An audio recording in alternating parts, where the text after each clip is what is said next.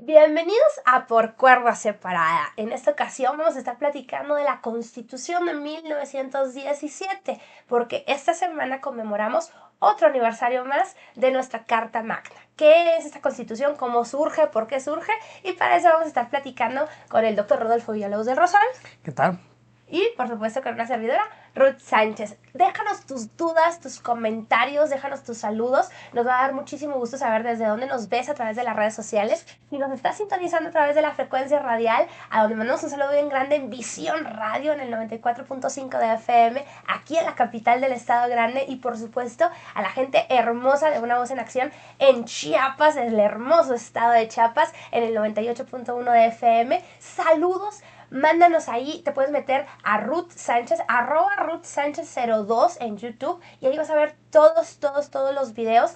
Este tipo de transmisiones son en el área de videos o en el área de en vivos. Ahí puedes meterte y revisar toda la información que estamos subiendo constantemente. Y también te invito a que nos ayudes a compartir para llegar a muchísimas más personas. Puedes meterte en Facebook también como Ruth Sánchez, ahí nos encuentras, y darle me gusta, compartir y, por supuesto, permitirnos llegar a más personas para que cambiemos la manera de pensar y valoremos también toda la información que está en estas redes sociales y que nos ayuda a crecer y a mejorar como comunidad. Te invito también a que, por favor, si tienes un comentario, algo que no hayamos tocado aquí en el programa, sigas los reels, porque en los reels también hemos respondido algunas preguntas ahí, que pues son más chiquitos, pero todo nos va a dar muchísimo gusto poder saber de ti. Creo que también Visión Radio tiene ya en Cuauhtémoc, en Ciudad de Cuauhtémoc, transmisión, así que si nos escuchas también allá en el hermoso Valle de las Manzanas, un abrazo bien grande a la gente bonita. Y luego, bueno, les recuerdo que esta sección está también patrocinada por Ríos Co. Si te interesa, si necesitas un contador, por favor, comunícate con ellos. Son contadores que tienen ya muchos años, de generaciones realmente. Los mejores contadores de aquí, de la capital, del estado grande, del estado incluso reconocidos. Si necesitas una asesoría contable, yo te invito a que llames al 614-414-1132. Te repito, 614-414-1132. Di que escuchaste aquí con Ruth en Por Cuerda Separada a través de las redes sociales o de la frecuencia radial, y pide una asesoría contable para que, pues ahí vienen las declaraciones anuales, creo, ya, en abril. En marzo y abril Marzo empieza y ya abril. todo el trabajo del anual. Estamos muy a tiempo de ponernos Sí. ponernos en orden, y acuérdate que siempre va a ser mucho mejor que tú hagas las cosas de manera correcta. Pero bueno, antes, ya terminando todo esto, antes de entrar a los temas y demás, que les digo, vamos a estar platicando de la Constitución. ¿Alguna novedad de la cual debamos estar pendientes los próximos días en cuanto a la parte jurídica? ¿Algo que se te ocurra ahorita que la gente deba de tomar en cuenta en estas épocas? Así rápidamente, se está anunciando que ya está en puerta la aprobación de la disminución de la jornada laboral. Órale. Ya avanzó el dictamen. Menos horas de trabajo. Sí, hay unas cuestiones. No me parece mal la reforma que se pretende hacer, porque no son... La intención de la reforma es disminuir la jornada máxima de 48 horas por semana, 40 horas por semana, pero no va a entrar, al menos no como se propone, no va a entrar de un solo golpe, sino va a entrar de forma gradual para que hasta el 2030, es decir, 4 años, ya sean las 40 horas por semana, y bajando de manera progresiva de aquí al 2030 las horas por semana. Pero parece que la reforma trae un detalle que está generando alguna incomodidad en los sectores obreros, no en el patronal, no, en el que no sean 2 días de descanso obligatorios por semana, sino que sean 40 horas por semana, pero a 6 días, o si quieres dar 5, y es donde está generando aquí la discusión en los grupos obreros, y porque están diciendo es que eso no nos sirve de nada, porque va a ser nada más un día de descanso. Hay que entender que 2 días de descanso obligatorio para el trabajador suenan a toda, la verdad es que sí. Pero para el patrón representa un costo importante, porque se va a tener que generar entonces una prima especial de apoyo económico, como la prima dominical. En la parte laboral, si se trabaja el domingo, sea o no sea el día de descanso, se paga, además del sueldo que corresponde por el domingo, un 25% más de sueldo, prima dominical. Si se establece la idea de 2 días de descanso por semana, lógico sería que fueran sábado y domingo, y entonces habrá que generar también una prima sabatina. Y entonces ya generaríamos un aumento en los costos de esto. Esto para el patrón es evidentemente un costo, pero aparte el reducir de 6 a 5 días, el patrón va a seguir abierto los 6 o 7 días de la semana. Entonces va a tener que, ese día sexto que el trabajador de planta no va a laborar, va a tener que poner a alguien que trabaje ese día para cubrir el día que no va a trabajar. Entonces un día que va a pagar doble, o sea, el que no trabajó se lo tengo que pagar como obligatorio, y el que fue a trabajarlo y se lo tengo que pagar por haber ido, más aparte la prima sabatina del que fue a trabajar. Entonces sí representa un reto importante en cuanto a la reorganización de las jornadas laborales si se disminuyera a 5 días por semana laborales. Por eso es que creo que el Congreso, dentro de las discusiones, estableció esta disminución. Y es importante establecer esto porque esta reforma fue propuesta por el partido oficial. Por Morena. Y las modificaciones a la reforma, a la propuesta, han sido del partido oficial. Entonces, para que las izquierdas no vengan a gritarle que la malvada oposición quiso quitarles un día de descanso, no, fueron los mismos grupos del partido oficial los que presentaron la reforma, porque debo señalar, no han discutido con nadie. Ah, no, es que acuérdate que ahorita tienen mayoría con todo, entonces ellos no hacen lo que quieren. No la han discutido con nadie. No, ellos hacen lo que quieren. Entonces ellos mismos, me parece que entraron en prudencia y se dieron cuenta de que representaba un costo importante todo esto. Muchos de ellos tienen empresas. Sí. Muchos de ellos van a tener que pagar trabajadores. Claro. O sea, les va a pegar en la bolsa directo a ellos. Y también, a final de cuentas, no nada más eso, sino que hay empresarios apoyando también al partido oficial y que dijeron, oye, espérate, es que no me vas a pegar. Entonces, sí hay aquí una modificación importante, es una de las que viene, no sabemos cuándo, pero ya ha ido avanzando en el Congreso. Rato, ¿no? Y ya ha ido avanzando. Ha estado paralizada el año pasado y ya empezó a funcionar esto. La otra cuestión que tenemos que estar pendiente, no creo que salga de aquí a al menos un par de meses más, la propuesta de reforma electoral. Esa viene, esa hay que estar muy pendientes porque ya los mismos aliados de Morena se están quejando. ¿Se dan cuenta que los van a desaparecer? ¿Qué tan mal diseñada viene que hasta los aliados están diciendo no? Todas las voces críticas serias, las que realmente entienden la materia electoral, entienden en modelos de participación ciudadana, están diciendo esa reforma es regresiva. O sea, así como está proponiéndose, es regresiva. Entonces, bueno, hay que estar pendientes porque ha habido cambios importantes. Sale la salida de Adán Augusto como el presidente. No, es que no es presidente. Era de la bancada, ¿no? Sí, era el líder de la bancada de Morena en el Senado. ¿Crees que sea eso negativo para él? ¿Crees que sí sea un castigo para él, políticamente hablando? Porque para mí es como que demasiado demasiado poder el que tiene, demasiada autoridad, no sé es demasiado si fue un castigo, pero algo pasó. Visible. Algo pasó. Y lo bajan. Algo pasó. O sea, esto no fue. Yo no compro la razón de es que va a ir a territorio para las próximas elecciones. Yo no la compro. Yo no la compro, la verdad no. Ahora, que sea un castigo o no, están proponiendo que lo haga el embajador, entonces eso no son castigos, que se para arriba. Lo que pasa es como, acuérdate que los embajadores cuando los quieren tapar algo que se ve haciendo mal y los quieren pero personalmente está más chido ser embajador. No, pues sí, entonces, no sé, algo pasó. Si algo pasó, ya había voces que decían que había un rompimiento entre la presidente y Adán Augusto. Ahora sí que al tiempo veremos las razones de esto.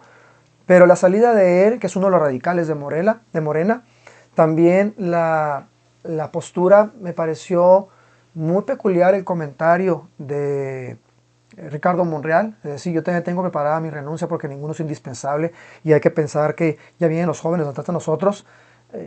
También algo me hace pensar que también algo está pasando dentro del partido, hay una recomposición, los duros o radicales creo que han perdido influencia dentro del partido. Es que se han pasado también de lanzas todos. También en muchas cosas la presidenta ha tenido que suavizar muchas posturas que tenía muy duras.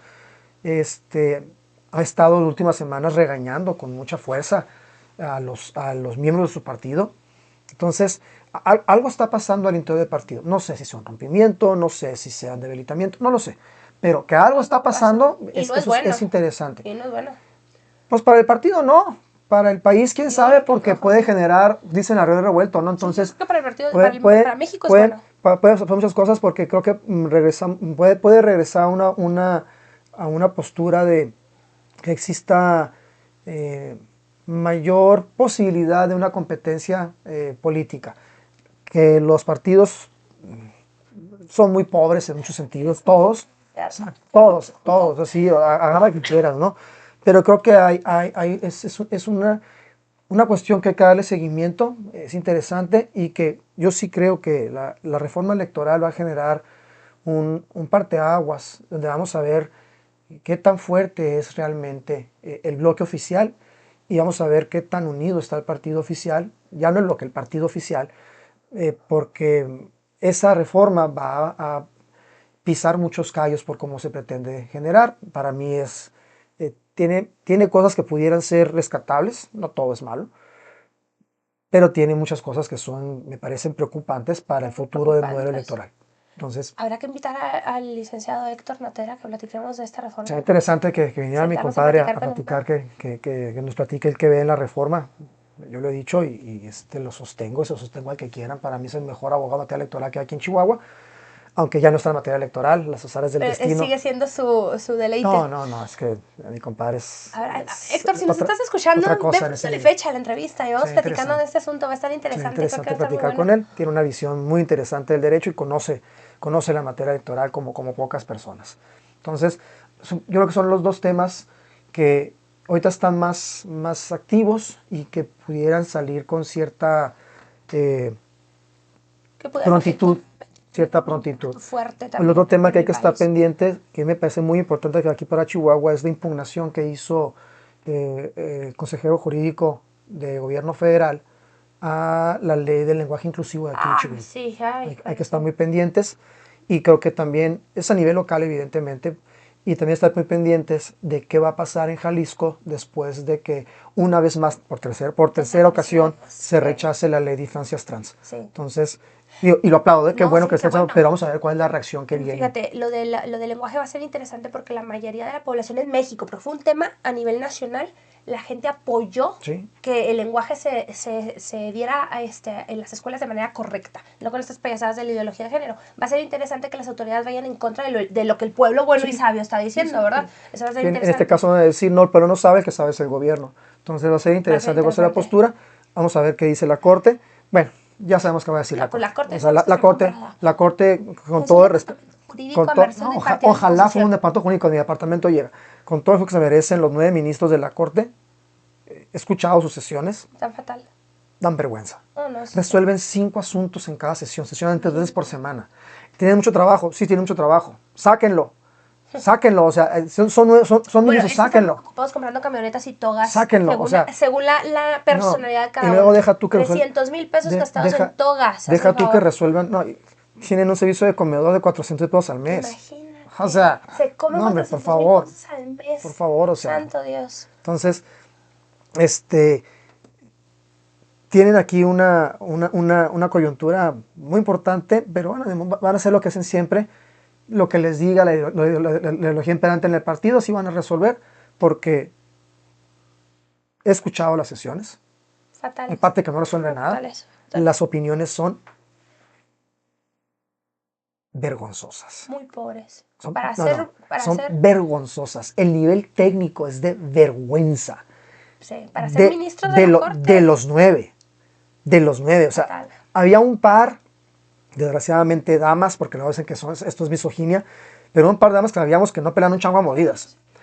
No, no son las damas, son los 9. Todos. O sea, son los 9, están de vergüenza. A ver cuál está más tonto. Sí, no. ¿Sí? Tiene más. A ver cuál sale con más infladas. Tiene más contenido jurídico de calidad. El programa cubano de la tremenda corte que se grabó antes de la llegada de Castro, estamos hablando hace como 60 años. Tiene más calidad jurídica ese programa que lo que la corte está haciendo. Sí. O sea, aquel programa, la tremenda corte, la verdad es un programa cómico con un personaje. La gente de la edad de sus papás de 70, 60 los años, conoce perfectamente. Para arriba. Lo conoce, porque se fue transmitido en la radio aquí en México también. Pero es un programa cómico con 2 personajes cubanos que eran referentes de la comedia cubana, Leopoldo Fernández y Aníbal de Mar. 2 personas brillantes, 2 extraordinarios improvisadores.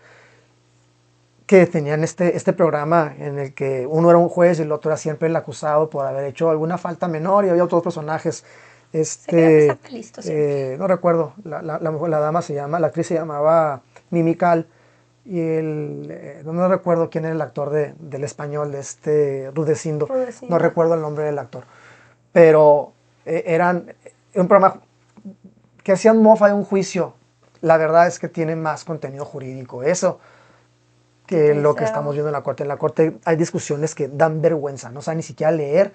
Es más, no han leído lo que ellos mismos van a exponer. O sea, ya, de esos niveles. Bueno, después entramos en más detalles con eso, porque es absurdo que incluso el pleno vote o sea, la mayoría voten en contra de algo y a una simple ministra se le ocurra decir, pues es mi proyecto y yo lo pongo como a mí se me da la gana. Y así va a salir. Y yo, wow, ya se lo votaron en contra, ya así va a salir. Y la corte dijo, no, pues si la ministra sostiene su proyecto, pues, ¿qué le hacemos? Se agrega el proyecto como voto particular y se aprueba el voto de la oposición, el voto de la mayoría. ¿No? O sea, no, ni siquiera dan para eso. Son vergonzosos. Es impresionante. Son vergonzosos. O sea, el nivel es vergonzoso. Sabes que ya para cerrar este paréntesis y entrar a nuestro tema de la Constitución, también me llama mucho la atención que pasa el que quitan a Dan Augusto como presidente de la bancada de Morena, y curiosamente se destapa el salón de belleza en el Congreso del Estado, que curiosamente... El Congreso de la Unión. El Congreso de la Unión, perdón, que curiosamente... Adivina quién lo montó y quién fue la precursora de esto. Pues, la patrocinada, la pupila de Adán Augusto, ¿no? Que bueno, entre otras cosas que le dicen que es, ¿verdad? Resulta que sale la senadora Andrea Chávez como que es la que está promoviendo este tipo de cuestiones en el Congreso.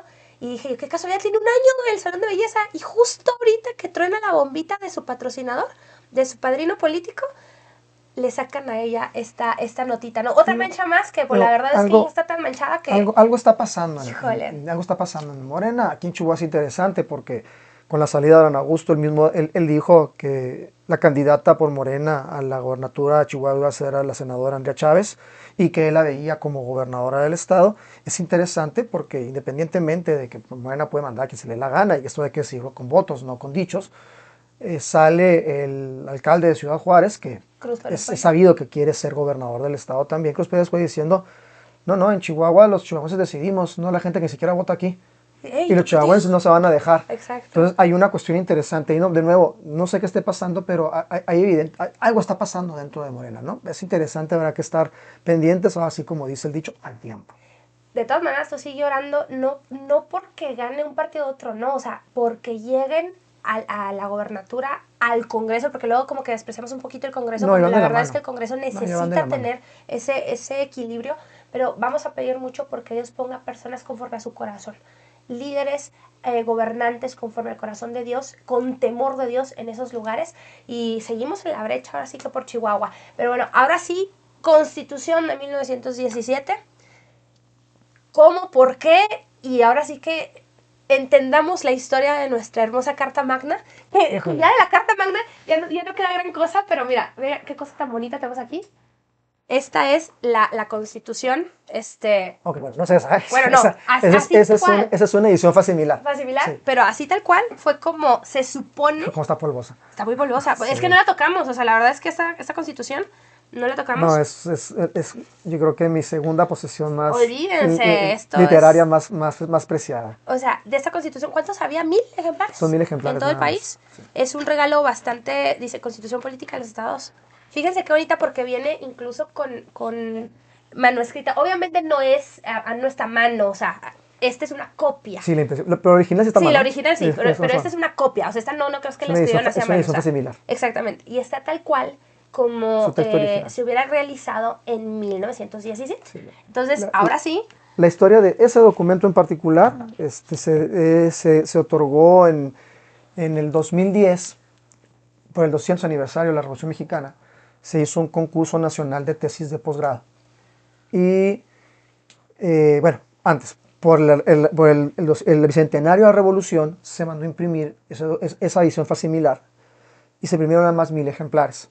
Se le dio una a cada diputado federal, que era en ese momento en el Congreso de la Unión, una a cada senador. 500 ahí. Y llevamos 628. La del presidente de la República, 629. Los 11 ministros que había en ese momento, 640. Y si mal no recuerdo, los 32 gobernadores de cada una de las entidades federativas, Entonces estamos hablando de 672. Las demás se repartieron en un concurso nacional de tesis de posgrado. Y los ganadores del concurso, de las diferentes áreas de los concursos, de los tesis de grado jurídicas, se llevaron el ejemplar.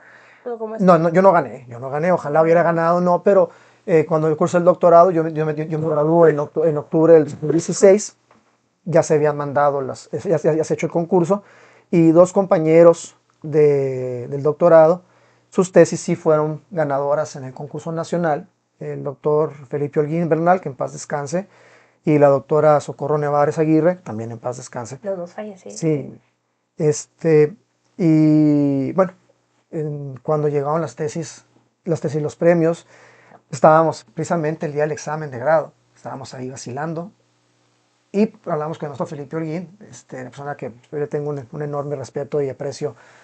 El señor era un genio del derecho. Y le digo, oh maestro, te tengo envidia de la buena con el documento. Y el maestro me dice, por eso la aprecio tanto y la cuido tanto, me dice, quédatela, tú sí la vas a apreciar. Entonces, para mí tiene significado especial. Pero el texto original no llegó así. El texto original es una historia bien interesante. Yo creo que es uno de mis temas favoritos, historia constitucional. ¿Qué pasó? ¿Por qué llegamos a este documento? Tenemos que retrotraernos hasta los 50 de 1800. ¿Sí? O sea, la historia de ese documento, es que ese documento culmina la historia, culmina todo un momento que inicia en los 50 de 1800. O sea, como 60 años antes, 70. Ahí empieza la historia. De que llegara ese documento a ser la ley suprema de la Unión. Así es. ¿Qué sucede? Bueno, después de la Revolución de Ayutla, es depuesto, por fin, Antonio López de Santana. Y llega al poder lo que era entonces el Partido Liberal, comandado primordialmente por José María Iglesias, Benito Juárez, Ignacio Comonfort. Eran los tres pilares más visibles del Partido Liberal en ese momento. Había más, si no lo voy a negar, pero esos son tres pilares importantes para esta historia.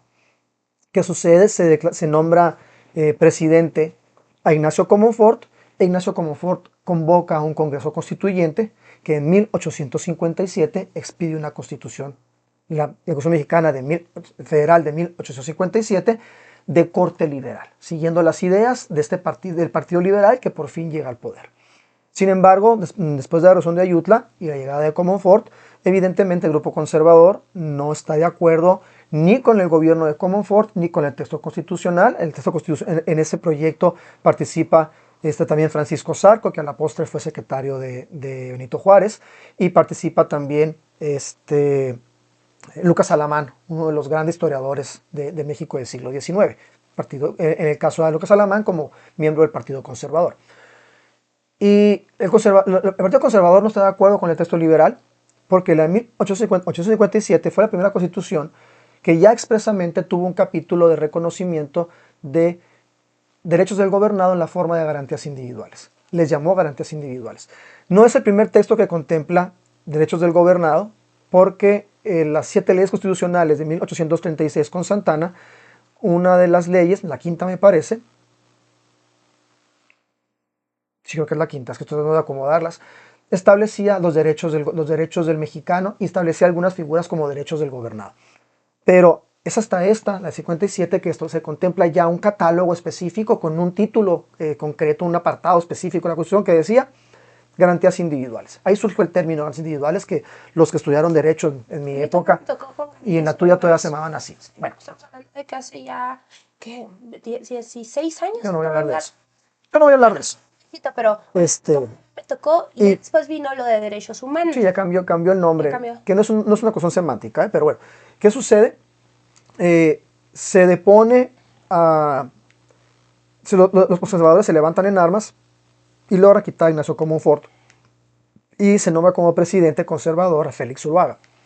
Sin embargo, en el gabinete, bueno, o en lo que sería la estructura gubernamental de Ernesto Comonfort, se nombra como ministro presidente de la Corte a Benito Juárez García.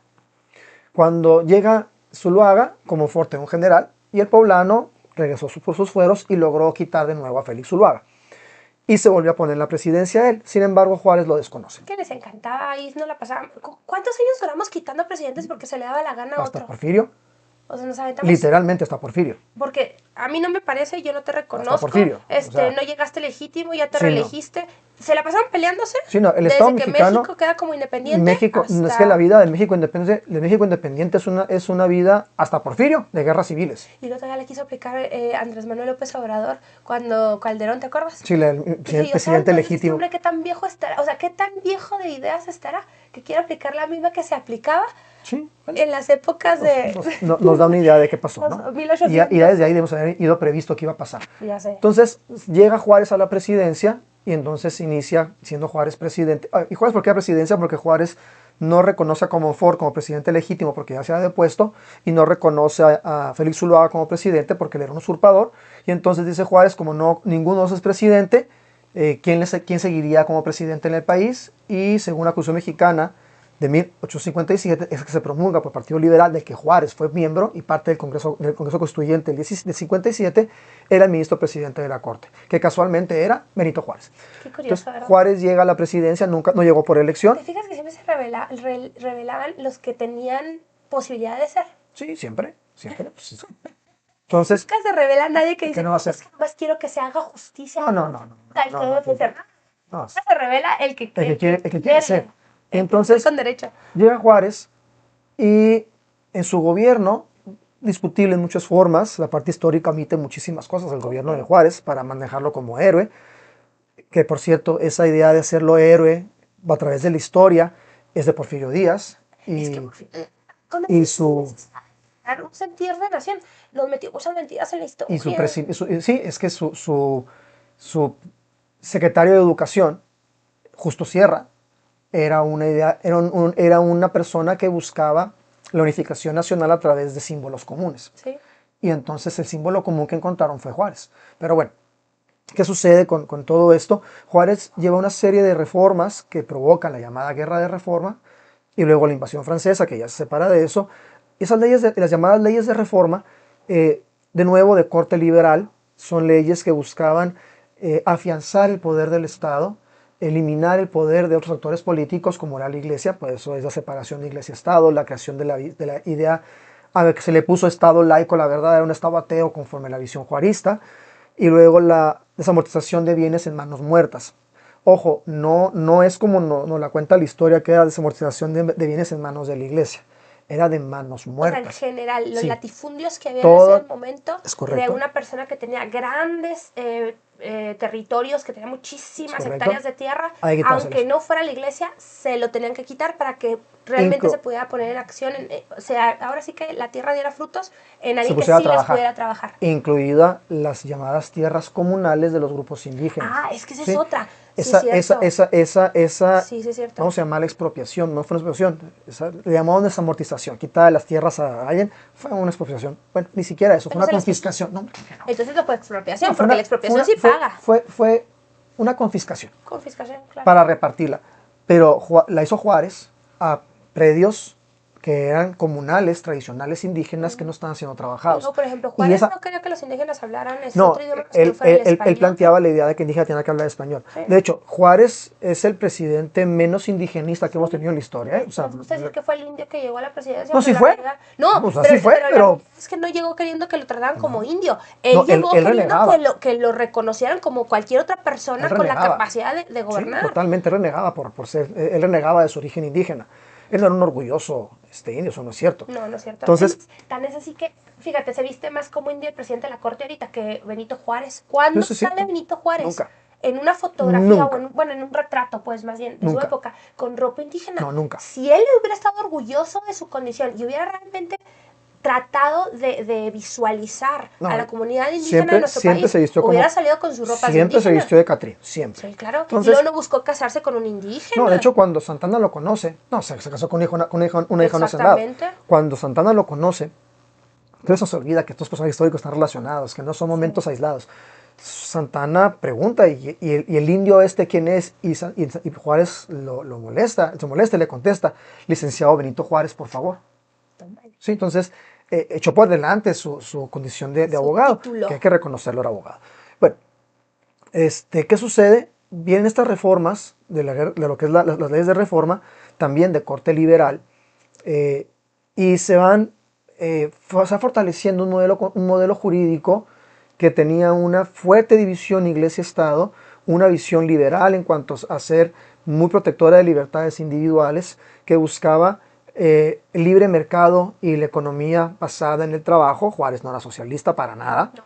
Entonces, todos estos movimientos que se generan con Juárez, jurídicos y políticos, porque sigue habiendo el conflicto de carácter conservador contra liberal. Luego tenemos la intervención francesa con el imperio de Maximiliano, la derrota de Maximiliano, la muerte de Maximiliano, Miramón y Mejía cerraron las campanas, y luego el conflicto que se da entre Juárez y Porfirio, porque Juárez fue presidente 5 periodos y nada más fue electo para 2, los primeros tres no hubo elecciones. Qué curioso que a Juárez no le hayan aplicado el sufragio efectivo no reelección en la historia. O sea, no estoy hablando de... No, en la historia no lo ha condenado por su reelección. Y porque era un dictador también. Por eso se dice que a Juárez lo salva el juicio de la historia al haberse muerto. Sí. ¿Sí? Entonces, ¿qué sucede? Que tenemos esta serie de eventos que suceden a partir de los 50, 1800, que van dándole forma al Estado mexicano, lo jurídico, pero van generando resentimientos políticos y sociales dentro del Estado mexicano. ¿Sí? Y estos resentimientos desembocan en una serie de guerras constantes entre liberales y conservadores hasta la llegada de Porfirio Díaz. Porfirio Díaz se levanta en armas en contra de Juárez, con el llamado Plan de la Noria, con la intención de que Juárez no se reeligiera presidente, porque se ha aventado 3 periodos en los cuales no ha habido elecciones. En ese entonces duraron 4 o 6 años. 4 años. Entonces estamos hablando de 3 periodos, son 12 años de gobierno. Sí. Entonces, Porfirio se levanta con el Plan de la Noria en contra de Juárez, y el lema de Porfirio era sufragio efectivo, no reelección. O sea, convoca elecciones, porque Juárez no había convocado elecciones, y no te reelijas. Ese sufragio efectivo no reelección es de Porfirio Sí, Díaz. No había habido antes nunca nada. Está de Plan de la Noria. El lema de la Revolución Mexicana que la historia nos ha contado, que supuestamente fue para derrocar a Porfirio Díaz, aun y cuando Porfirio Díaz ya había renunciado, cuando se hace toda la revuelta, era un lema de él mismo. Sí, en contra de Juárez. En contra del anterior. Es correcto, en contra de Juárez. Porque Porfirio, que hace presidente, hay que entender una cosa también, Porfirio era compadre de Díaz. Porfirio era compadre de Juárez. Eran compadres, ¿sí? Los dos eran de Oaxaca y los dos eran indígenas. Sí. ¿Sí? Porfirio Díaz, Muri, la mamá era de extracción indígena. ¿Por qué Porfirio no lo recordamos como indígena? Porque no tenía los rasgos indígenas como... Porque no parecía. Porque era indígena. O sea, yo era indígena. La historia la veíamos como indígena. Y cuando ves las fotos de él, joven, sí tiene rasgos indígenas muy fuertes. ¿De Porfirio Díaz? No tan fuertes como los de Juárez. No, es que Porfirio Díaz yo creo que sí estaba mezclado, ¿no? No, sí, él era también... No, igual que Juárez, también Juárez era mestizo. Pero Juárez sí... Sí, no, pero es que Juárez era hijo de indios de los dos lados. No, sí era mestizo también. Pero los dos eran indígenas, los dos eran de Oaxaca. Entonces, y eran compadres. Porfirio fue secretario de defensa de Juárez. Eran compadres. Entonces, Porfirio era el personaje joven que no dejaban subir. Entonces, como era secretario de defensa, se levanta en armas en contra de Juárez diciendo, ya estuvo bueno, o sea, no te reelijas y vete. Sin embargo, se convoca elecciones y efectivamente gana Juárez. Dicen que hubo fraude. Bueno, pues eso es a Porfirio, el que pierde siempre grita fraude. Y entonces Porfirio dice, está bien, ya. O sea, ya perdí mi bronca. Se acaba el periodo de Juárez y Juárez se vuelve a elegir y Porfirio dice, oye, ya estuvo. ¿Ya llevas cuánto? Y entonces Juárez gana y a medio periodo se muere. Entonces dice Porfirio, bueno, se murió Juárez, me toca a mí, ¿no? Pero su secretario del Interior, Sebastián Lerdo de Tejada, le dice a Porfirio, déjame, yo termino el periodo de Juárez. Y luego ya te quedas tú en el siguiente periodo. convocamos elección y tú te quedas. Por cierto, las últimas dos elecciones de Juárez, las últimas dos elecciones en las que Juárez fue presidente, las únicas que sí convocó, los tres candidatos eran Benito Juárez, Sebastián Lerdo de Tejada y Porfirio Díaz. Curiosamente. Sí, los únicos, y los tres fueron presidentes así sucesivamente hablando. Porfirio dice, está bien, termina, solo te falta como año y medio, termina, no hay bronca. Se acaba el periodo de Juárez y Sebastián dice, elecciones mangos, me quedo. ¿Qué les dará y no se baja. Oye, ¿qué les dará y entonces Porfirio dice, no, me aventé 20 años de mi compadre, no me voy a aventar 20 años de este. Entonces reactiva el plan de la Noria, se levanta en contra de Sebastián Lerdo de Tejada, vuelve a usar el eslogan sufragio efectivo no reelección. La diferencia entre Juárez y Lerdo era abismal en carisma, en capacidad de movilización. Díaz quita a Lerdo de Tejada, se sienta Porfirio Díaz en la silla. Y ahí se avienta 31 años, ¿no? Y para quitarlo. Y para quitarlo. Que de hecho ni lo quitamos. Se termina yendo, que esa es otra parte. O sea, se termina yendo antes. El error de Díaz fue no haber dejado sucesor. Y lo intentó y no pudo. ¿Qué sucede? El periodo de Díaz fue un periodo marcado por unos extremos muy peculiares. El Estado mexicano tuvo una industrialización como nunca, me atrevo a decir hasta la fecha. El Estado mexicano tuvo un crecimiento. Sí, descarriló el tren. Las vías, muchas eran. El 80% de las vías férreas actuales fueron construidas en el Porfiriato. Se trajo el alumbrado público, se trajo el telégrafo, se construyeron vías férreas, se trajo industria. Arte, cultura. Sí, había exposiciones mundiales en México. Comercio con otros países. El país creció como no ha crecido nunca. Tenemos ese extremo, ¿no? De hecho, México fue México para el mundo a partir de Porfirio Díaz. Antes de Porfirio Díaz, se tuvo no era nada. No. Se tuvo gran impulso y crecimiento, a grado tal que el Estado mexicano tiene una economía más poderosa que la norteamericana. A la salida de Porfirio Díaz, el dólar costaba 50 centavos de peso. O sea, comprábamos $2 con un peso mexicano. Imagínate. Entonces, no, estamos lejísimos de eso. Entonces, ¿qué sucede? Teníamos esta industrialización, este crecimiento económico, pero por otro lado teníamos una pobreza extrema y teníamos también un analfabetismo exagerado, más del 90% de la población no sabía leer y escribir, condiciones de salud en las zonas agrícolas terribles, en las urbanas malas y en las agrícolas terribles, y descontento social porque efectivamente, derivado de la ley de desamortización de bienes a manos muertas de Juárez, nada más las manos pasaron los bienes pasaron de unos a otros, pero las manos siguieron sin ser explotadas, las tierras siguieron sin ser explotadas, y hubo mucha explotación laboral, tanto en la parte agrícola como en la parte industrial. Las tiendas de raya, por ejemplo. Es el ejemplo primordial. Había mucho abuso a la población realmente. Y también que en la parte política no había ninguna posibilidad de llegar mientras viviera Porfirio. Ah, no, por supuesto. Sí. Él tenía el dominio de todo, el ejército y todo lo demás. Entonces, había, al igual que cuando llega Porfirio al poder, había un gran descontento. La diferencia primordial es que la gente le tenía terror a Porfirio. Es que él era militar ya de antes. No, era militar. La gente ya sabía quién era. Era militar y era terrible el señor. Sí, o sea, la paz porfiriana, ahí está el telegrama, cuando el gobernador de Veracruz, de apellido Mieri Terán, le dice, hay un grupo de rebelde que quiere iniciar una revolución en su contra. No es revolución, un lanzamiento armado en su contra. ¿Qué hago con ellos? Y el telegrama existe, está en el Archivo Nacional, le contesta Díaz a Mieri Terán, apréndelos infragante y mátalos en caliente.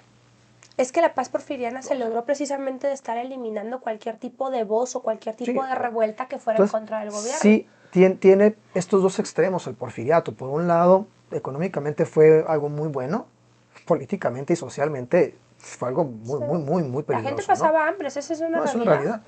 Entonces, surge este personaje de nombre Francisco Ignacio Madero, que también es que era un personaje bien particular. Francisco Madero era un niño mimado. ¿Sí? En su vida hecho nada. Él era un junior que pudo estudiar en el extranjero. que generalmente es una característica también de los revolucionarios. Sí, sí. No les cuesta nada. Sí, y creen que van a cambiar el mundo. Van al mundo, leen historias liberales, Sí. leen historias Bueno, o te aprenden voy a decir una de cosa, cierto tipo de... Ojalá y Madero hubiera leído. No, porque No, Madero, madre, se fumaban y les no consultaba fumaba. espíritus. Bueno, no sé si fumaba o no fumaba, pero sí consultaba espíritus. Él y su hermano Gustavo Dios nos ayuda. y otras personas eran parte de una secta espiritista. Entonces se juntaron y supuestamente en esa reunión espiritista lo contacta el espíritu de Hidalgo y el de Morelos a Madero y le dicen que él es el salvador de la patria, que él va a liberar y que el 29 tiene que ser la Oye, revolución. qué curioso, ¿no? Porque Hidalgo pues no buscaba salvar la patria, Bueno, vamos ni a hacer ver. una independencia. Y curiosamente es el que le habló. Sé que le habló. Pero bueno, o sea, así es la historia de México peculiar. ¿Qué sucede? Independientemente de las causas y de si Madero estaba bien o estaba mal, está ya la Revolución Mexicana. La verdad es que la Revolución Mexicana, la gente que peleó fue la gente del campo Sí, y la gente obrera. sí. Los políticos nunca pelean. Tan es así que Madero inició el movimiento y Madero fue presidente Es después. bueno Entonces, que en ese no, tipo de luchas las pelean quienes no tienen nada nada que que perder, perder. es correcto. Entonces, mm, cuando llega el fin de la Revolución Mexicana, cuando ya por fin, y digo fin porque llegó alguien, ya hubo un ganador que se hizo. Sucesión presidencial o Llegó, la sucesión gubernamental. llegó un ganador que se dijo, el que manda soy yo. Y ese Y que los manda sometió soy a yo, todos. fue Venustiano Carranza. ¿Sí? Cuando Carranza llega al poder, tiene que legitimar su llegada al poder. Carranza era el gobernador de Coahuila. Carranza no era, Norteño. sí, pero era el gobernador de Coahuila. ¿Y cómo llega a la presidencia? Porque él decía que estaba defendiendo a la Constitución Mexicana de 1857, porque él decía que Victoriano Huerta era un traidor y un usurpador. Ojo, traidor no sé, usurpador no.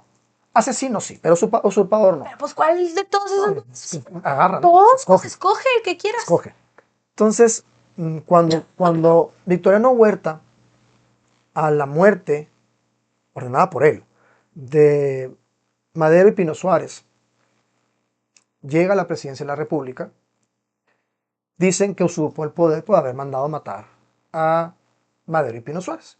No le supo el poder, la verdad es que siguió el camino constitucional correspondiente, que a la muerte de Pino Suárez, vicepresidente, debería entrar a la presidencia el secretario del Exterior, el doctor Pedro Lascurain, que sí entra el doctor Pedro Lascurain como presidente, ese presidente que menos ha durado en la silla, porque presenta toma protesta y yo creo que nomás se sentó para firmar su renuncia por cuestiones de salud, porque pues, está amenazado de muerte. Le Entonces, traen un revólver en la cabeza. sí le dijeron, mira, es una cuestión de salud porque si no renuncias te mueres. Entonces dijo, no, pues yo cuido mi salud y renuncio. Por una muerte Entonces, natural. a la renuncia de Pedro Lascurain, el Congreso se reúne y nombra un presidente interino, que es ¿Desde Victoriano cuándo no Huerta. tenemos vicepresidentes? Desde ahí, ya los quitamos a todos. Desde 1917 se Sí, acaba se la acaba. figura del Precisamente vicepresidente. para Porque siempre el evitar- vicepresidente Sí, andaba quería topando al matar. presidente. Sí, por eso se quitaron. Ok. Por eso se quitaron. Entonces, cuando Carranza quiere legitimar su poder, porque ya llegó a la presidencia, pero él no podía decir, yo estoy defendiendo la Constitución Mexicana del 57 y vamos a quitar a Huerta. Hace rato que lo quitamos porque lo matamos antes, nos fuimos peleando por la silla bastantes sectores, ya gané yo, ahora me siento, yo no puedo venir a decir que me siento defendiendo la Constitución Mexicana porque Cuando yo ya no- le hice pomada. Exacto. Entonces, en 1916, ya teniendo él el poder y el control de lo que sería eventualmente el Congreso Constituyente, convoca precisamente a los miembros de los grupos que lo apoyaron en la guerra a un Congreso para reformar la Constitución Mexicana de 1857. Por eso la historia de este documento tenemos que mandarlo hasta el 57, porque nuestro documento, si bien es cierto desde una perspectiva estrictamente técnica, no técnica, digamos práctica, es una nueva constitución. En la fineza jurídica, la mexicana del 57, del 17, reforma la del 57. O sea, tiene Entonces, como más base. que una nueva constitución, podríamos hablar de que fue una reforma. Formalmente no fue ninguna ni otra. O sea, es que es un claroscuro. hasta que, Es hasta un que lo claroscuro. agarramos en curva ahí. No, o sea, no se puede, es una cuestión de cómo explicarlo. ¿Por qué? No es una reforma en sí misma. Su contenido, aunque en muchas cosas es repetido, así textualmente, Como por ejemplo. Como por ejemplo, el modelo de división de poderes, la estructura de garantías individuales, con la excepción del 27 y del tercero, son igualitas a la del Creo 57. que es el 27, el 123 y el artículo tercero son novedad aquí. Son novedad aquí, sí. Sí. Pero la división de poderes, la estructura del Ejecutivo, las garantías individuales, con excepción del tercero y 27, son igualitas a las que tenía el 57. La estructura federal es idéntica. Entonces, la parte orgánica, si quieres, vemos, es igualita, y la parte dogmática también tiene una similitud muy grande. Pero tiene chispazos o destellos que son novedosos, porque se incorporan elementos de las leyes agrarias de Maximiliano al modelo agrario del 17. Maximiliano. Amo la historia de Maximiliano y Entonces, Carlota. estaban ahí. Creo que me identifico con Maximiliano y Carlota. Se crea un modelo educativo que no existía en el tercero, se crea un modelo laboral que no existía en el 123, se contempla de las leyes de reforma, separación iglesia-estado, todo el modelo se incorpora en el modelo constitucional del 17. ¿Aquí es donde ya se quitan los títulos nobiliarios o No, ya desde el estaba el 87 ya se había ya está quitado? el 57, Ok, desaparecido. Entonces, de hecho, esos desaparecen desde el 24. ok. Pero bueno, ¿qué sucede? Si es un documento nuevo, aunque su contenido en muchas cosas sean similares, e inclusive idénticas, eh, es un documento nuevo por el contexto. O sea, el momento social, lo que produjo el documento, sí nos obliga a considerar que el documento es nuevo. Porque aparte el documento sí fue estudiado y fue discutido y votado artículo por artículo, aunque fue una repetición del documento anterior. Igual que ahorita. No, no, fíjate que, no, fíjate que, No sé qué hablan. no, no tienes idea. Todo aquí en Chihuahua que sale el señor inteligente a decir, es que íbamos todos votando en contra y de repente estaré a favor y me equivoqué. O sea, No, no le, no santo le. Dios. Pero este documento fue discutido. Hay discusiones muy interesantes. Hay unas que son divertidísimas, pero hay discusiones muy interesantes porque a pesar de los personajes que podemos pensar por la época, eran gente, pensaríamos, poco preparados, había algunos que, mis respetos, entendían de filosofía, entendían de derecho, entendían de ciencia política, entendían de religión, o sea, había gente muy preparada. Un congreso constituyente que nada más estaba compuesto con 4 abogados, todos los demás no eran abogados. Fíjate qué interesante. Eran 4 abogados: Heriberto Jara, Nario Medina, el licenciado Palavicini, y me falta otro que se me olvida cómo se llama. Pero eran 4 nada más. Los demás no eran abogados. Y también ellos entraban a peinarse antes de entrar a las sesiones. No podemos decir nada porque en las primeras 2 semanas las discusiones fueron totalmente vacías, pero una de las sesiones dura 3 días la discusión acerca de si a la sesión podían o no entrar con sombrero. Es que, bueno, entiende el contexto histórico. Y para si tienen curiosidad, se aprobó que entraran con sombrero, pero si se subían a tribuna se lo tenían que quitar. Si O sea, podían fumar o no discutieron, fumar. o sea, también fue como de 2 días, fue como un día completo de discusión si podían fumar o no fumar. Se determinó que sí se podía fumar. Y los entraban con armas o sí. Y se entraban con armas sin armas, y eso también duró como un día, y se determinó que no podían llevar armas. No, pues no se fueron a dar A ahí. eso mataban. O sea, no hubieran firmado nada. No, se mataban. Entonces, y porque aparte estaba el grupo de Obregón, y el grupo de Obregón, a pesar de que trabajaba con Carranza, no se veían precisamente a los ojos, porque Obregón no se veía con los ojos con nadie. Entonces se pelea con todo el mundo. Entonces, tiene esta condición peculiar. ¿Qué ¿Ahí sucede? está Chihuahua? ¿Ese congreso? Sí, un paralense.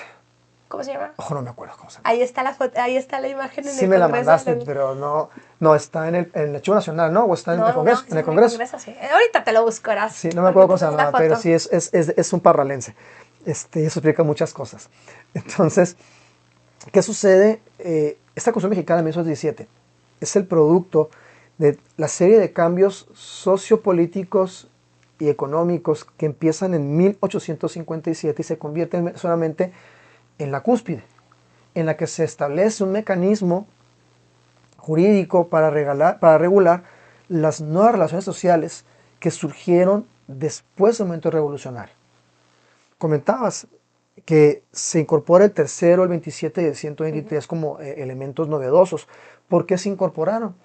Porque los que pelearon y murieron en la revolución fueron los campesinos y los obreros, que estaban buscando 2 cosas: mejoras en su calidad de vida y educación para sus hijos, para que los hijos pudiesen, en su caso, acceder a mejores condiciones de vida.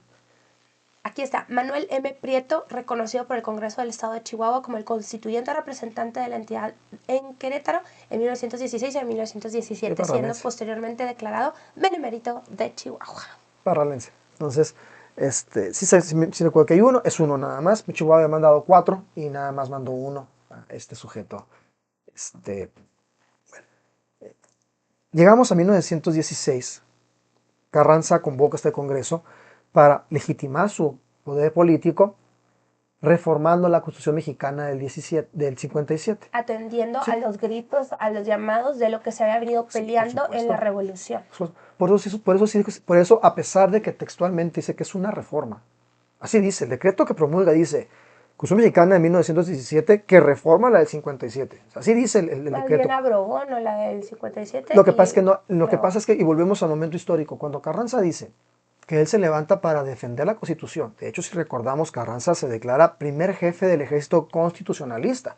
O sea, él está defendiendo la Constitución. Él no puede llegar a decir, pues la Constitución que defendí, que era del 57, voy a hacer una nueva y voy a quitar la anterior.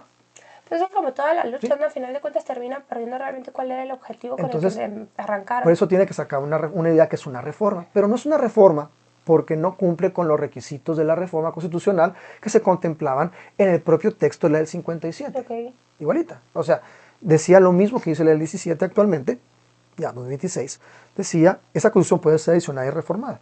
Para que las adiciones y reformas sean parte de la Constitución, se requiere que sean aprobadas por las 2/3 partes de los miembros del Congreso de la Unión y la mayoría de la legislatura de los estados.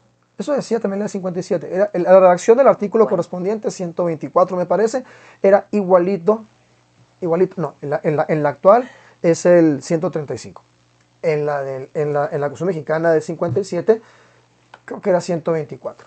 Tú síguele, y yo voy a seguir aquí viendo. Pues, si me la sé, bueno, no memoria, pero sí, esos artículos sí me lo sé. Entonces, ¿qué sucede? Le tiene que poner reforma, aunque no lo era, porque no estaba cumpliendo con las reglas del 135, y esa es el número de página, ¿eh? No, sí, ya sé, ya sé, aquí lo estoy poniendo. Más que quería saber en qué artículo iba, porque mira, aquí están puros... No sé, son de ya transitorios. Ay, eso no quiero lastimar, gente. Bueno, no, sí. Aquí sí hay motivo de pleito si le pasa algo a ese documento. Pero bueno, Mira, ves, aquí está el artículo 130, ya encontré artículo. No es propiamente una reforma porque no cumple con los requisitos constitucionales para hacer una reforma. Hizo una nueva. Pero no podía decir que una nueva porque estará violentando el último artículo del 57, que es de una redacción idéntica a la actual 136, que dice, esta constitución no perderá su fuerza y vigor. 133 dijiste. 135, el de la Ley Suprema. Ok, aquí está ya. Dice, artículo 100, ¿es el último? Penúltimo. Bueno, aquí va. Dice, título 8 de las reformas de la Constitución. Artículo 135, la presente Constitución puede ser adicionada o reformada para las adiciones o reformas. Para que las adiciones o reformas lleguen a ser parte de la misma, se requiere que el Congreso de la Unión, por el voto de las 2/3 partes de los individuos presentes, acuerde las reformas a adición o adiciones y que éstas sean aprobadas por la mayoría de las legislaturas de los estados y el Congreso de la Unión hasta el cómputo de los votos de las legislaturas y las declaraciones de haber sido aprobadas las adiciones o reformas. Esa parte sí fue reformada. Pero la parte inicial de la votación y la votación en el Congreso y la votación en la legislatura se sigue exactamente igual. Entonces no cumplió con ese requisito, entonces no una reforma. Pero tampoco puedes emitir una nueva porque el último artículo, creo que era el 125, 126 de la Constitución 57, de igual redacción del 136, esos son idénticos. Esos sí no han sido modificados. El texto de ese artículo 136 es el mismo texto que tenía el último artículo del 57. Son igualitos, son idénticos.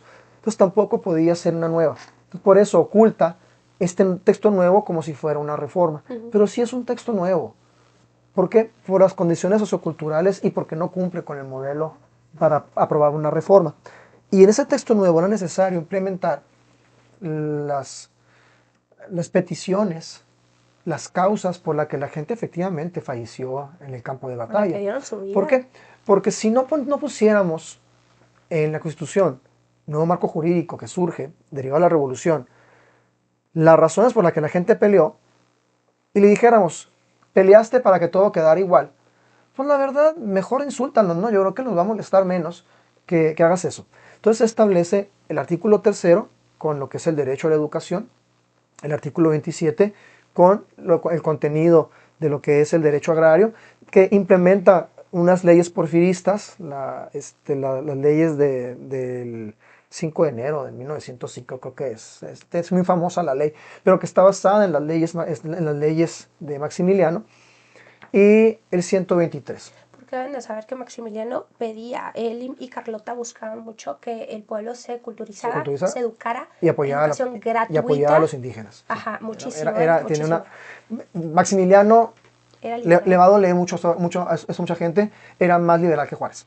Sí. Y venía mucho más adelantado porque traía ideas que estaban ya en Europa. Y por eso no era rey en Europa, porque era liberal. ¿Sí? Y la esposa le decían la Roja. Ahí nada más les digo por qué, ¿no? O sea, eran mucho más liberales que Juárez.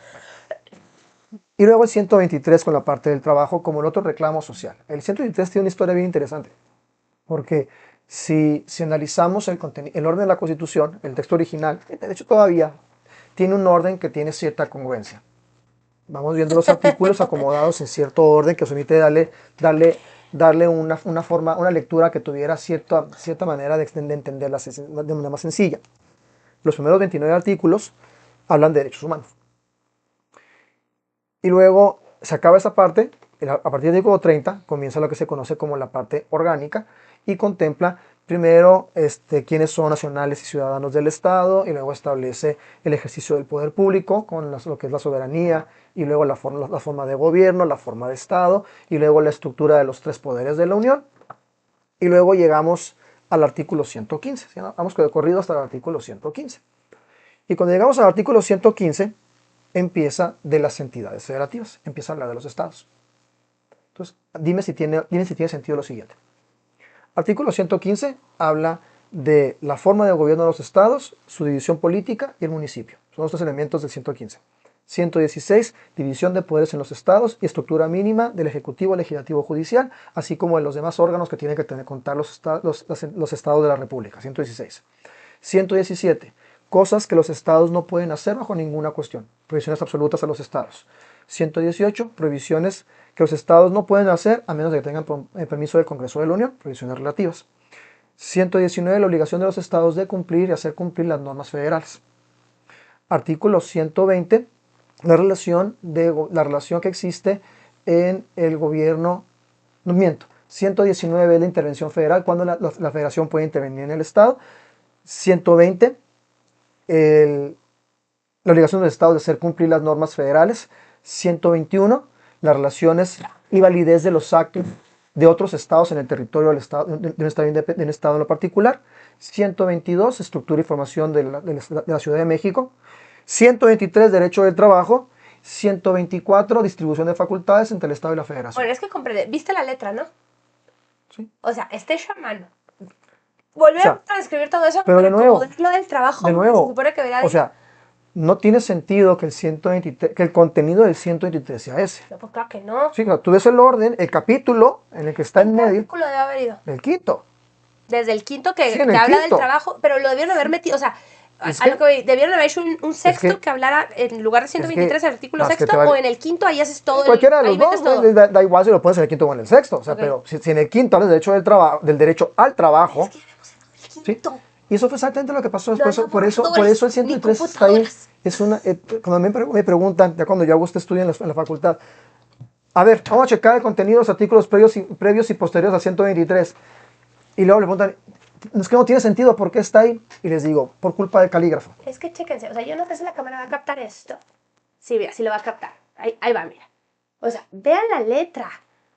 Sí. O sea, hermosa. Para empezar, sí, no, ¿sabes cuál fue el nombre de la persona que lo escribió o no? No sé cómo se calidad. O sea, la realidad es que la letra está impresionante. Sí, es preciosa. Es escrito a mano. Fue O sea, imagínate la tinta, para escribir con tinta en esa forma, porque no es como que lo traigas y luego te pluma cobran, Bic que saco aquí.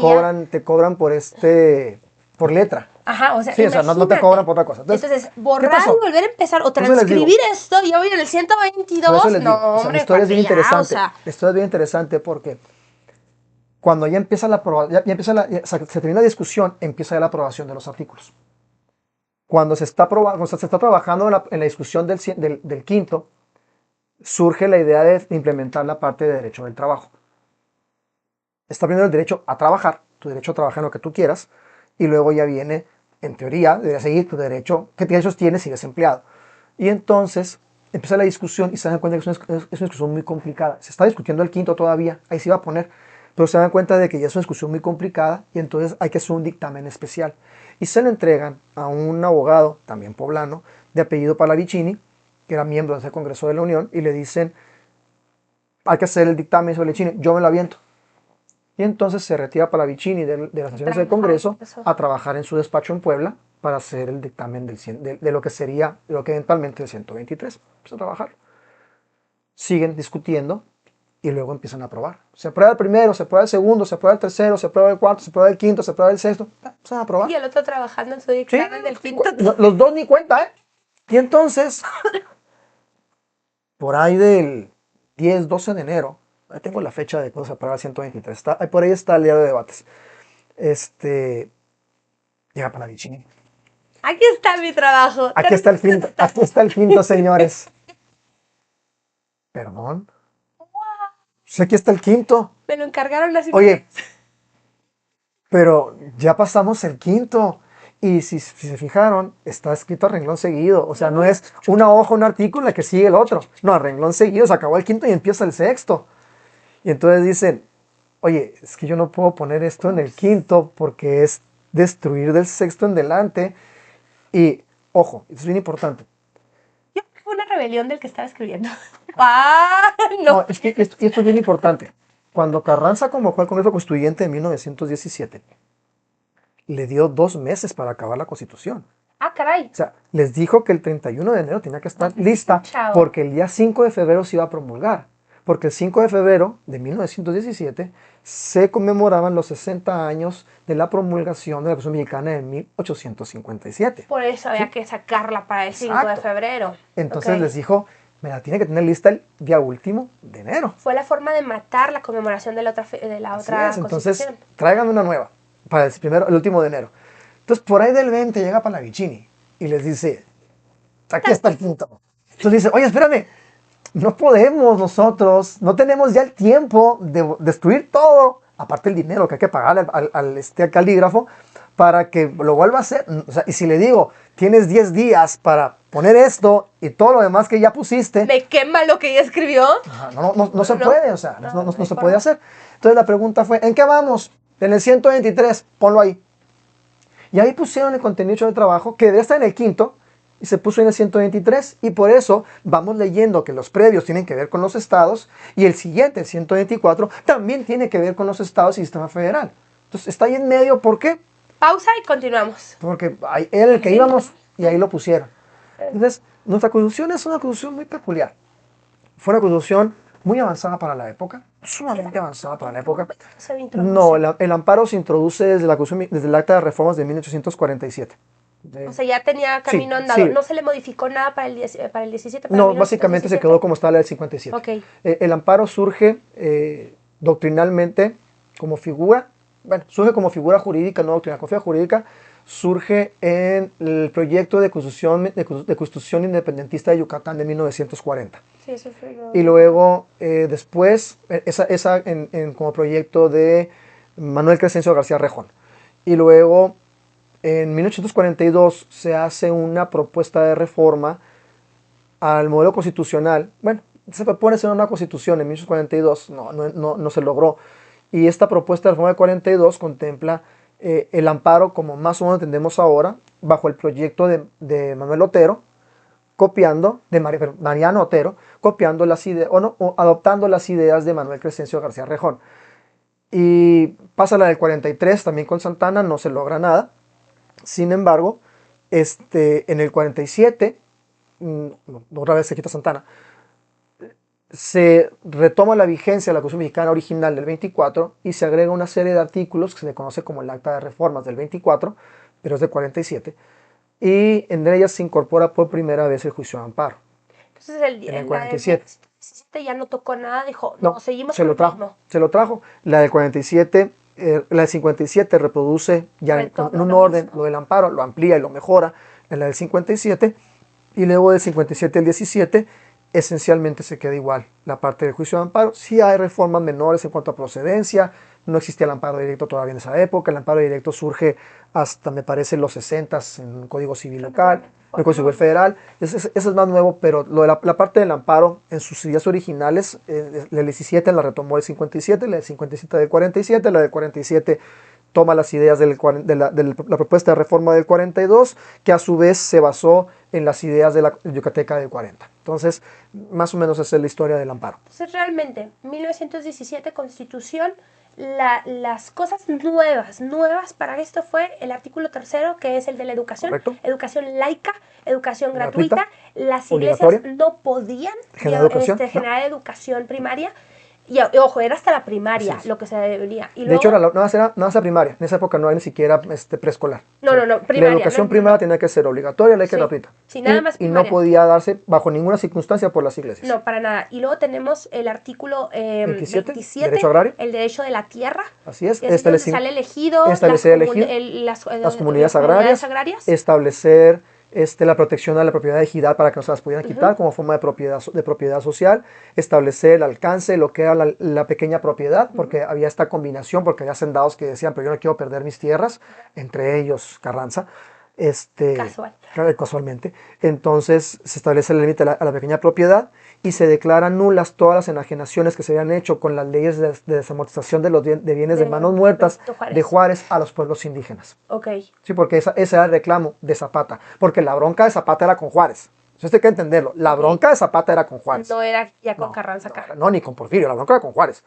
Entonces, se pone eso, y luego el 123 para regular lo que sería de relaciones laborales, para evitar jornadas de sol a sol, tiendas de rayas, salarios de miseria. Porque era una especie de, a final de cuentas, sí había tal cosa como esclavitud. Esclavitud moderna. No más que, pues, no le decían esclavitud, ¿verdad? De hecho, el término correcto sería servidumbre. Sí, era servidumbre. Una servidumbre, y era mucho abuso. La esclavitud es contractual, sigue siendo esclavitud, se llama servidumbre.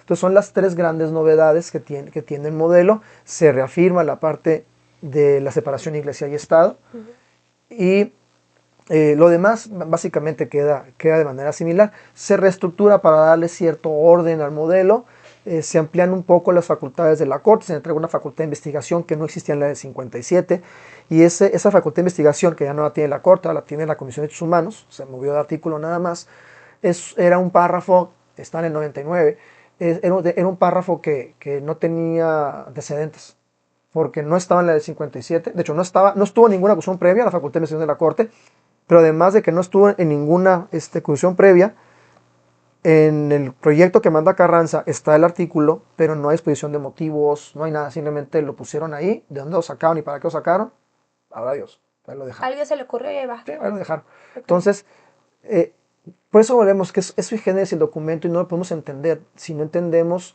que su contenido empezó en 1857, porque buena parte de su contenido, así y textual literal, lo pasaron de la del 57 a la del 17.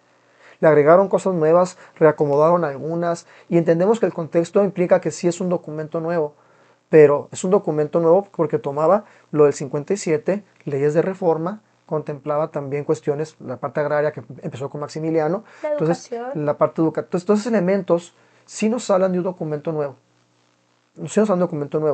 que surge como respuesta a lo que fue el movimiento revolucionario, que fue motivado por toda la alteración social que existía, o más bien, que se venía cocinando desde 1857. O sea, es que no, dicen, es que fue por el porfiriato.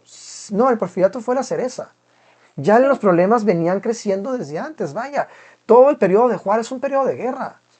Y antes de Juárez también. Tal es así que Juárez no tenía un lugar fijo donde establecerse, se la pasó dando vueltas por todo México durante sus mandatos. Se llegó a decir que la República Mexicana estaba en la carroza negra de Juárez. Ajá. Sí, eso te habla de que no había paz, no estaba el país perfecto y la paz no se reconocía realmente el gobierno de Juárez. Hay un libro del maestro José Fuentes Mares. José Fuentes Mares es uno de los principales críticos y analistas del periodo de la Reforma, todo el periodo de Juárez. Uno de sus libros se llama "Y la República se refugió en el desierto". Así se llama. Siguiendo precisamente el recorrido de Juárez por todo el país, en la carroza negra de Juárez. Entonces, Descontento ya había. Lo de Porfirio logró paz, pero siguió el descontento y acabó detonando y detona por un movimiento político porque Madero quería ser presidente. Sin embargo, ya estaba el movimiento armado. Es que no me agarras, Pues agarraron necesitaba tomar, camino, agarrar la estafeta para decir yo le entro al pleito. agarraron camino y se siguió con eso. Entonces, es un documento para la época muy moderno. Ahorita ya hay que. Yo no digo que es una nueva. Me preguntan, ¿y considero que es una nueva? No, yo pienso que va a empezar. Vamos cumpliendo con la que tenemos. Sí. Porque en muchas áreas el documento está bien. Segundo, vamos leyéndolo, no en aras de lo que se dijo en 1916-1917, sino vamos leyéndolo con los ojos de 2026. Permitamos esta mutabilidad de la Constitución a través de leer los términos por cómo se entienden hoy. Y eso nos va a ayudar mucho para hacer algunas cosas. Y la otra es, destilemos cuáles son los principios básicos que el modelo constitucional establecía. Nuestra Constitución es una Constitución de corte liberal. Y los modelos de corte liberal defienden tres cosas. La libertad, la vida y el libre mercado. Fíjate, libertad de vida y libre mercado. O propiedad privada, si le quieres decir. Entonces, vamos regresando a esa función básica que es la esencia real de los constituyentes del 17. Esa es la esencia real. Y que les gusta tanto agarrar como estafeta, ¿no? O estandarte a nuestros políticos. La constitución, la constitucionalidad, la soberanía y todo Vamos que depende de esta carta magna. Entonces, pues ya perdíamos leyéndola. Mira, yo quisiera que nuestras autoridades la leyeran. Yo quisiera que nuestros diputados lo leyeran. Yo me acuerdo que cuando reformaron el artículo primero yo te decía, pues es que lo pusieron en el primero porque no se iban hasta donde venía. Sí, porque está esa parte que reformaron el primero estaba en el 133. Ajá, o sea, no les daba para llegar hasta el 133, entonces dijeron, ¿sabes qué? Vamos a ponerlas en el primero porque ya perdida van a leer el primer artículo. La realidad es que ni siquiera conocen lo que hay y tan no conocen que por eso tanta reforma. Yo creo que si de verdad la conocieran y se dieran cuenta cómo funciona el sistema y la historia de lo que implica el por qué llegamos a esto, no tendría tantos parches. Pero bueno, con esto terminamos. Esto fue por cuerda separada. También te invito a que si tienes dudas o comentarios los dejes ahí, pero que si tú necesitas una asesoría legal, nos la hagas saber en el 614-415-1514 WhatsApp para una cita con Villalobos Abogados. No sé si consideres conveniente el proyecto. Iniciamos el día 14 de febrero. No tenemos tiempo, se los pasamos ahora así como, no, creo que no se me ha comentado ya, pero nos hemos dado a la tarea de elaborar unas, vamos a llamarlas masterclass, clases magistrales acerca de ciertos temas de derecho. Comenzamos el día 14 de febrero a las 9 de la mañana con el tema generalidades de derechos humanos. Impartida por su servidor, abierto a todo público. Manden un mensajito al 614-126-3364. WhatsApp. Se lo repito, 614-126-3364 para mayor información. Serán presenciales aquí en Chihuahua, pero también lo abriremos vía Zoom para aquella persona que esté interesado. Sí va a tener un costo, pero por persona. Es una sesión que durará entre 4 y 6 horas dependiendo de cómo se dé la dinámica del curso. No va a ser, esa es la primera, ya está programada, pero tenemos programadas al menos 5 más de figuras, todas materias jurídicas. Estas primeras están destinadas a derechos humanos, serán derecho de igualdad y acciones afirmativas, libertad de expresión, discursos de odio, libertad de expresión y discurso de odio, libertad de pensamiento, ética y religión. Y la quinta que está programada es sistema de control constitucional en la llamada forma difusa. Va a estar muy bueno. La idea será una vez al mes. No es un diplomado, pero son varias clases que van a tocar temas que están relacionados entre ellos. Con eso empezamos este proyecto, entonces será un placer tenerlos, acompañados. Y bueno, no es por presumir, pero el contenido es un contenido que creo que va a ser de mucha utilidad y es un contenido. Parece muy pesado, pero les prometo que las clases no son pesadas, ¿no? Tengo ya más de 20 años de experiencia docente, entonces creo que puede ser mucha utilidad. Entonces los invitamos 614-126-3364 para mayor información y bueno, pues será un placer tenerlos, ya sea vía presencial o vía Zoom. La vía presencial es cupo limitado, pero la vía Zoom es así que lo que nos dé el sistema, ¿no? Igual sí, es aquí en Chihuahua vía presencial, pero si tú quieres aquí mismo en Chihuahua decir, tomo el Zoom, adelante. ponte en contacto y la verdad que ahí en Villalobos Abogados precisamente lo vamos a estar dando aquí en Ortiz Mena, número 3102, Fraccionamiento Leones Universidad, y nos va a dar muchísimo gusto que nos acompañes. Y si dices, lo escuchaste aquí, bueno, pues vamos a darte un poquito de prioridad ahí, sobre todo en el cupo, porque sí hay cupo limitado. Pero si dices, lo escuché ahí en el programa de Por Cuerda Separada, vamos a darte prioridad para que te inscribas en presencial. Esto fue Por Cuerda Separada. Yo espero que les haya ayudado mucho, servido, y sobre todo que sigamos transmitiendo para seguir generando una verdadera cultura de la legalidad. Hasta la próxima.